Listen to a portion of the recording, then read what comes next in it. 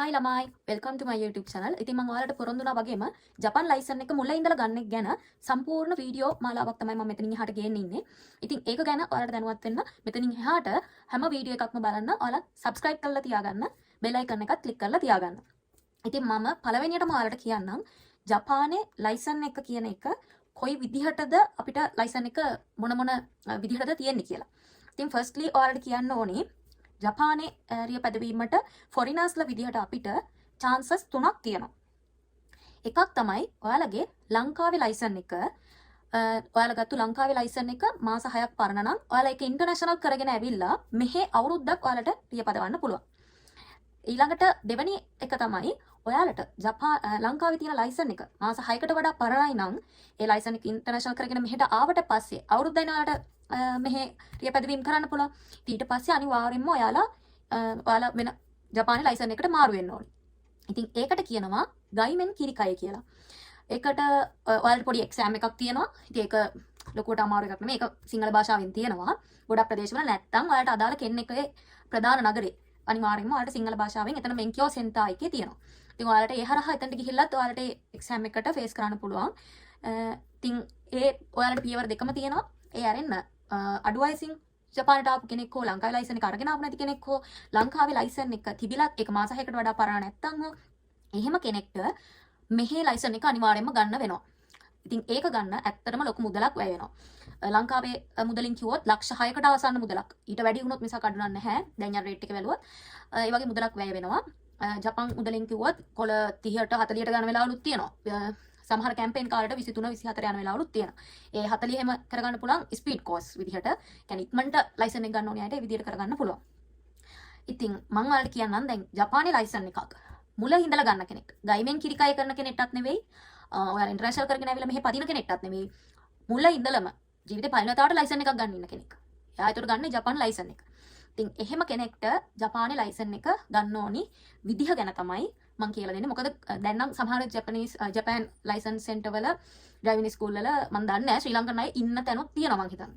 එහෙම තැන් වල නම් ඔයාලට සිංහල භාෂාවෙන් ඒව දැනගන්න පුළුවන්. හැබැයි සමහරු ඉන්නවා ඒව ගැන දැනුවත්කම තියෙනවා. ඒවට සල්ලි ගන්නවා. කොළ මෙච්චරක් දෙන්න කොළ අච්චරක් දෙන්න කියලා සල්ලි ගන්නවා. ඉතින් එහෙම මගේ යාළුවන්ට සිදු වෙච්ච අවස්ථා දැකලා ඒක ඉවස ගන්න බැරි නිසා තමයි මම මෙහෙම දෙයක් කරන්න ඕනේ කියලා තීරණය කරේ. මොකද අලුතින් අද අපි මෙහෙම දෙයක් කරොත් ඉස්සරහට ඉන්න කෙනෙක්ට හෝ ඒ වගේ හොරුන්ට පොඩ්කාරුන්ට හොය නැතුව මේක ප්‍රයෝජනයක් වෙයි කියලා මම හිතනවා. ඉතින් අපි දැන් යමු වීඩියෝ එකට. ඉතින් ෆස්ට්ලි ඔයාලට කරන්න තියෙන්නේ ඔයාලගේ ප්‍රදේශ අනිවාර්යයෙන්ම ඩ්‍රයිවිං ස්කූල් එකක් දෙකක් නෙමෙයි ඇත්තටම ගොඩක් ප්‍රමාණයක් තියෙනවා. ඉතින් ඔයාලා බලන්න ඕනේ ඔයාලට ළඟම එක. සහ අඩුම මුදලට. මොකද එක එක ඩ්‍රයිවිං ස්කූල් වල එක මිල මුදල් වෙනස් වෙන අවස්ථා තියෙනවා. හැබැයි ඒක ලොකුවට වෙනස් වෙන්නේ නැහැ. ඔයාලා ඉන්න ඇපාර්ට්මන්ට් එක හරි ඉස්කෝලයක් නැත්නම් යුනිවර්සිටි එකක් තියෙනවා නම් ඒවයි පොඩ්ඩක් ගාණ වෙනස් වෙනවා. ඉතින් ගොඩක් වෙලාවට දෙසැම්බර් මාසවල හරි නැත්නම් හරු යසුමේක කාලෙට මේ තමයි කැම්පේන් යනවා. ඉතින් ඒ වෙදිත් පොඩ්ඩක් ගාණ අඩු වෙනවා.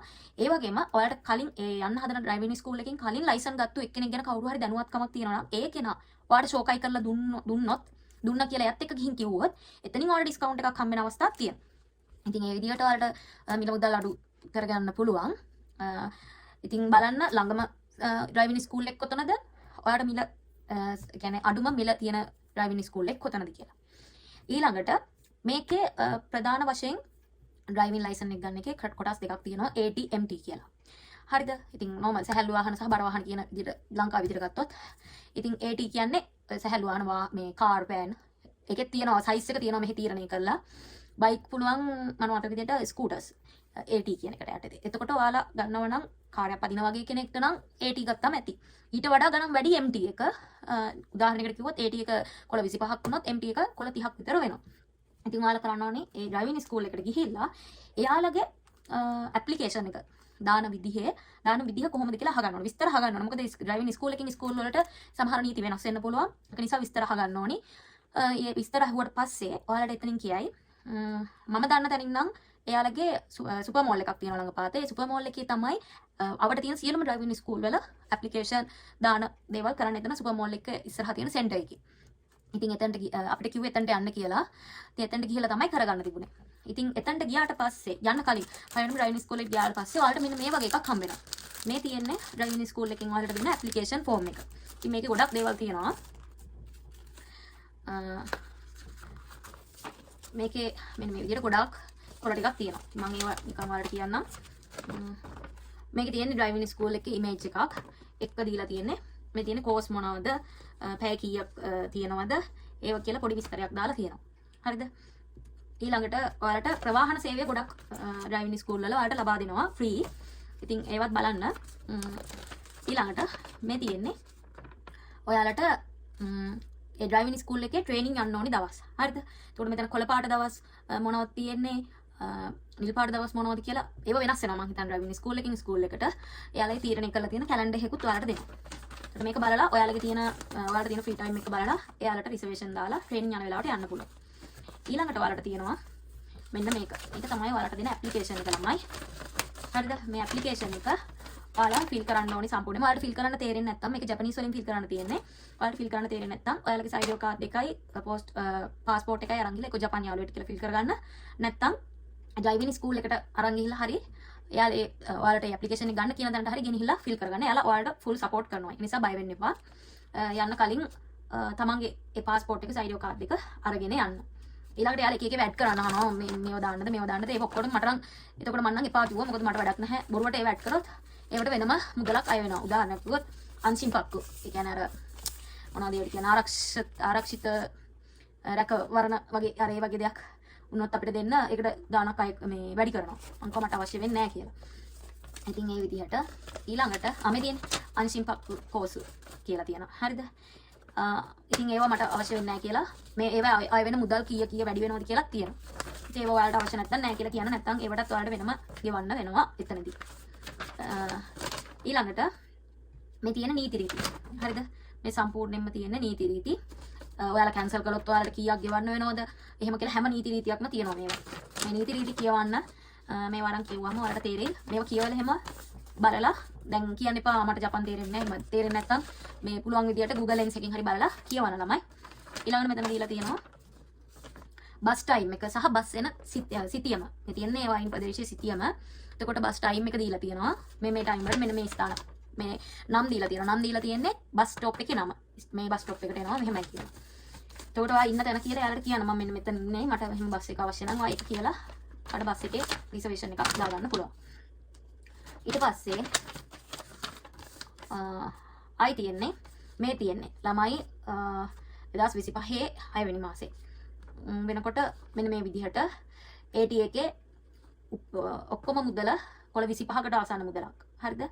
249 කියන්නේ ජෙන්සී අඩු. ඉතින් කොළ 25කට ආසන්න මුදලකට තමයි ලයිසන් එක තිබුණේ. එතකොට ඔයාලා හදලා බලන්න ලංකාවේ මුදලින් කීයක්ද කියලා.